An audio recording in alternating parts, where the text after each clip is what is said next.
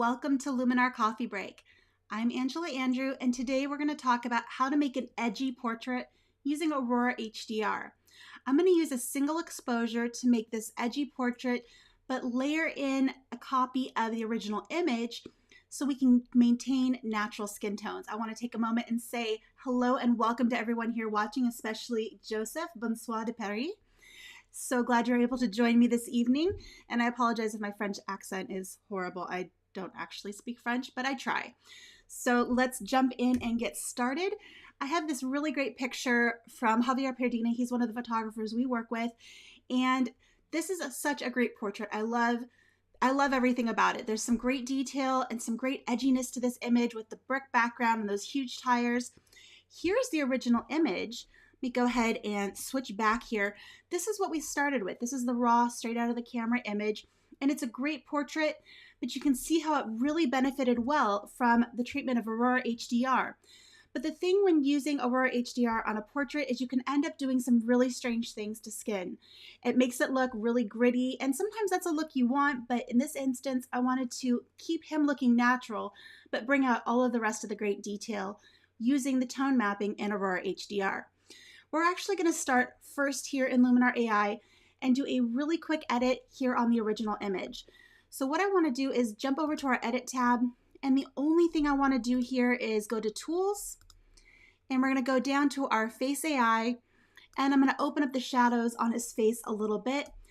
That's all I really need to do here. I'm going to then export a copy of this image and save it to my desktop so I can easily find it. So select my desktop.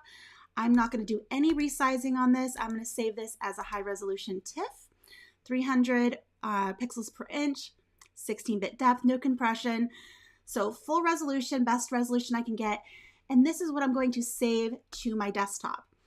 Now I'm going to go ahead and replace that because I do have one there already. We'll go ahead and do a fresh copy. And while that's doing that, we're going to go take that original raw image and take that over to Aurora HDR. So let this export complete. And now I'm going to right click on my image and show in my Finder. If you're on Windows, that would be Show in Explorer. So here's my CR2 image. I'm going to right click on that and go to Open With and open that with Aurora HDR. And this is going to open that raw file into Aurora HDR so we can do that tone mapping and bring out all of that wonderful detail. I'll click on the settings and add in the chromatic aberration reduction. Typically something I do just for good measure, make sure that is turned on as well as the color denoise, and then click on Create HDR. So while this is running, what's happening in the background is what's called tone mapping. It's a process that digs out a ton of detail out of your shadows, out of your highlights, and really expands the dynamic range of a photograph. It works a bit differently than any of the tools we have in Luminar AI, which is why I'm making use of this particular product. So let's take a look here just by opening this photo up in Aurora HDR. There's our before and our after. You can see it's already added a lot of depth and detail to this image. But I want to do a few things to it here in Aurora to really make that detail stand out. Let's go ahead and scroll down to our HDR clarity. We're going to pull that up pretty significantly. And just look what that does to that detail. It's making it look absolutely awesome. But you see, as I bring up the smart structure, everything around our subject looks great, but it starts to do some strange things to skin tones. I also want to pull back a little bit here on the vibrance, really just give this kind of an edgy look. There we go. That looks kind of cool. All right. Hello, Jerry. Hello, Myra. So glad you guys are able to join me today. Jerry says, do you think that those two selections would be defaults? You know, it really depends on the photographer. I have a few friends who prefer to keep those unchecked unless it's necessary. It's something I do good for good measure. I find it never hurts the image. It can only help, but it can increase the processing time, especially when you're loading up multiple brackets. So that's something to keep into consideration. Question here, is Aurora HDR free or an add-on?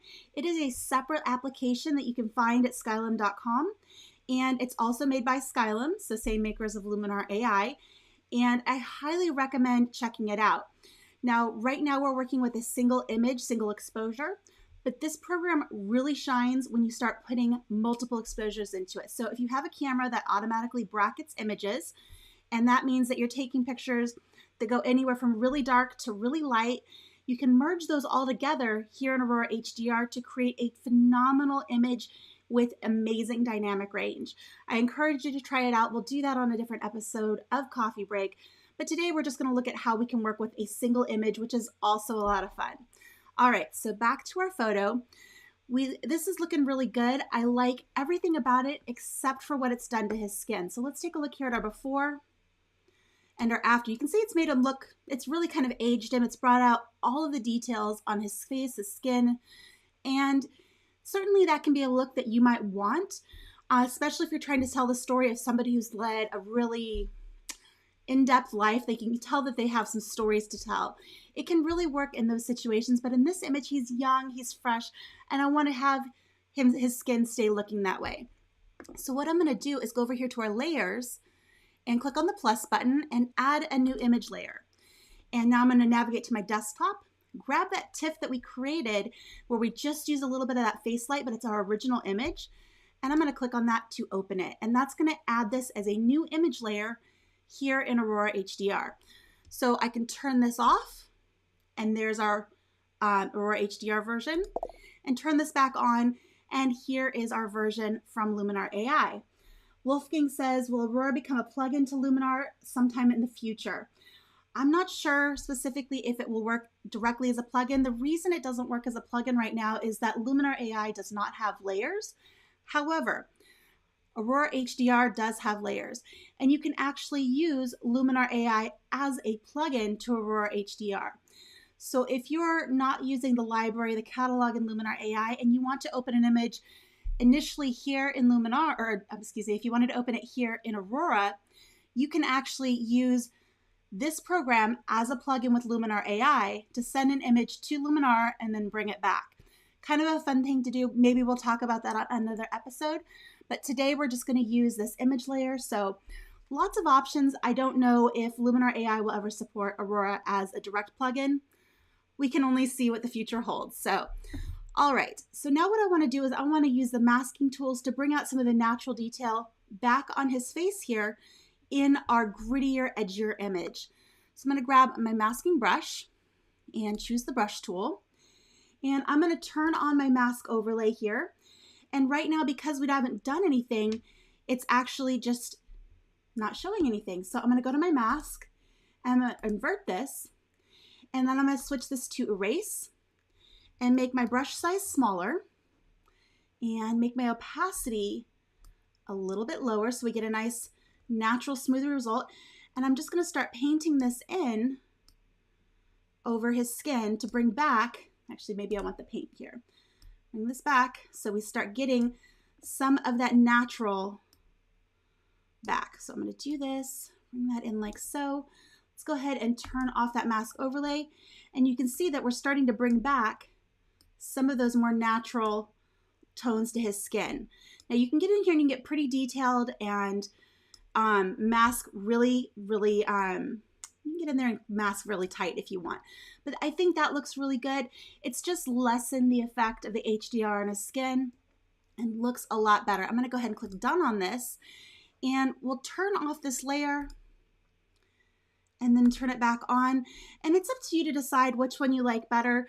I did do a pretty rough job of the mask, and you can see there's a little bit of area around him that we lost some of that detail. So you probably want to be careful with that. Make sure you maybe zoom in and just be really conscious about where that brush is going. But I think it looks so much better to bring in some of those natural skin tones. So there's the before and the after, and our overall before and our after. Now that we've done this, the last thing I want to do to this photo is add a nice big soft vignette. Because we're working on a layer that we masked, if we add a vignette here, it's not going to show because we masked out everything else and it was only allowing detail to show through in those very fine areas. So in order to do another layer that affects the entire image, we'll go up to that plus button again, choose a new adjustment layer, and this will affect everything that we're seeing right now. And I'll scroll down to the bottom to our vignette tool, and it works very similarly to Luminar AI's. I'll pull that amount slider all the way down to -100, adjust that size down a bit, bring that feather up nice and high, and add maybe even a little bit of inner brightness just to bring the eye into our subject. I can then click on Place Center and adjust the placement of this crop a little bit so our subject's right there in the middle, and then take that amount slider and back that off to the point that I think it looks natural. I think right about there is awesome. So there's my finished image. I can take a look here at the before and the after. I really like how this portrait turned out. Now what I would do from here is go up to File and export this back to the original folder where I have my original image. That way my new TIFF that I create, and I choose to do a TIFF because it's high resolution, it's lossless, and it gives me freedoms if I want to do any further editing in Luminar AI or anywhere else. I choose a TIFF. You can choose a JPEG, a high resolution JPEG if you prefer, but save it back to that original folder, and that will make it appear in Luminar AI because it constantly is scanning those folders. So you pop in a new image next to your original, then you'll have both images right next to each other like we do here. So if I go and hit my catalog and take a look at my grid, you see here's my original, here's my HDR version, and it's because I saved it back to that same folder. So I hope you guys enjoyed this tutorial. It was a lot of fun for me to make. I really enjoy HDR and the process it is, and the details that it creates and all of the really cool things that it does. So if you have questions about HDR, let me know. Send me an email at angela@skylum.com or leave your comments below or in the chat. I do my best to answer all those questions and certainly follow up on all of those comments. I hope you guys got something out of this today. If you enjoyed it, make sure you give us a thumbs up here on YouTube. We always like seeing those. And with that, I will leave you for the rest of the afternoon. Thanks for spending some time with me, and I'll see you next time. Bye, everyone.